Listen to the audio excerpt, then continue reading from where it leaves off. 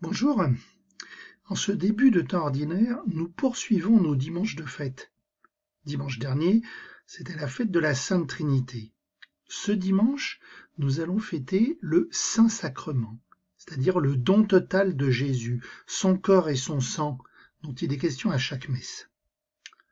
Pour nous aider à nous rappeler ce don de Jésus, nous allons entendre ce dimanche un passage de l'évangile de Luc.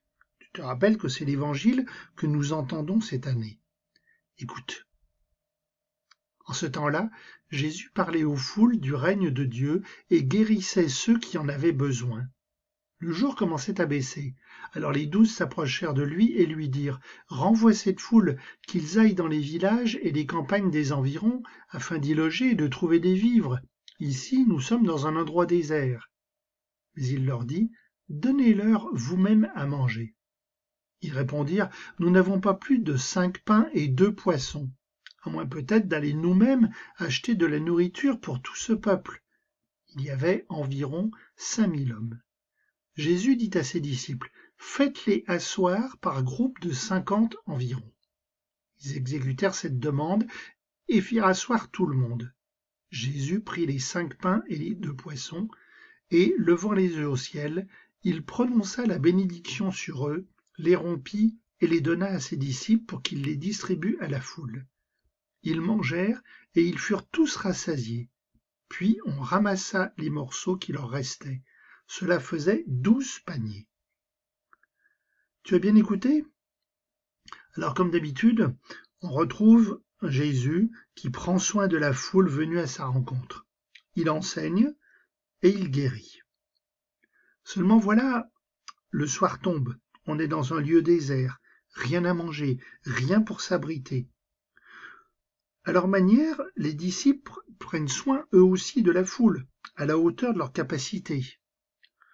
Mais la réponse de Jésus peut nous surprendre, et a certainement surpris les disciples.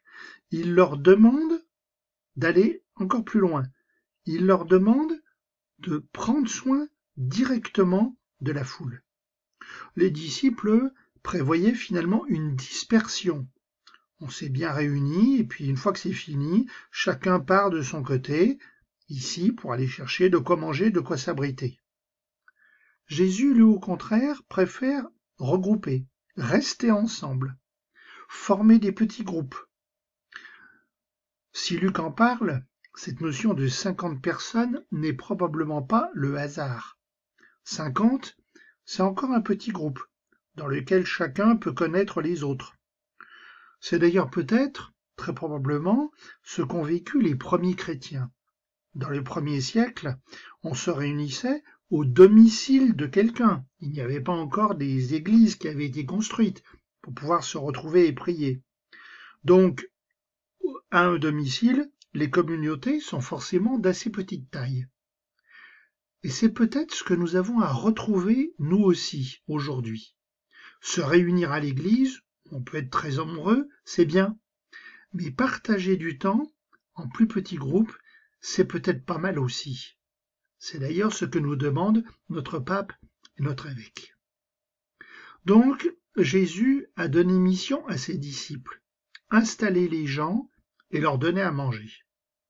Le problème, c'est qu'il n'y a pas grand-chose comme nourriture. Il est bien gentil, Jésus, mais qu'est-ce qu'on peut faire avec 5 pains et 2 poissons?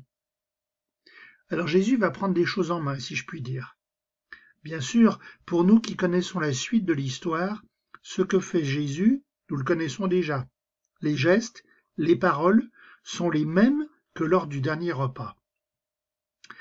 Ici, ce qui est différent, c'est que Jésus va donner à ses disciples les moyens de leur mission.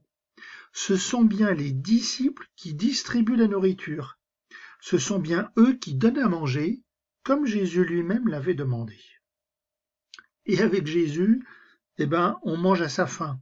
Et il y a même des restes, 12 paniers, comme les 12 disciples, qui eux-mêmes sont 12, parce qu'il y a 12 tribus d'Israël. La nourriture que donne Jésus, c'est pour ceux qui sont présents, mais c'est aussi pour ceux qui sont absents. Tu te rappelles à la messe, le prêtre bénit de la part de Jésus les hosties et il en reste toujours. C'est la même chose. Ce que donne Jésus nourrit vraiment, complètement. Alors n'oublions pas le début de l'histoire. Jésus nourrissait déjà la foule en parlant du règne de Dieu. La nourriture de Jésus, c'est bien le pain qu'il donne, mais c'est aussi sa parole. Et être disciple de Jésus, c'est transmettre tout cela en prenant soin des autres. À nous aussi, Jésus nous dit, donnez-leur vous-même à manger, à tous ceux qui ont faim, parce qu'ils n'ont pas de quoi manger. C'est ce qui se passe par exemple dans les distributions de nourriture, mais aussi pour les personnes qui ont besoin d'une parole nourrissante. Jésus, comme les gens de cette foule, tu prends soin de moi. Merci. Jésus, comme les gens de cette foule, tu me nourris de ta parole, de ton corps et de ton sang que tu as donné pour nous tous.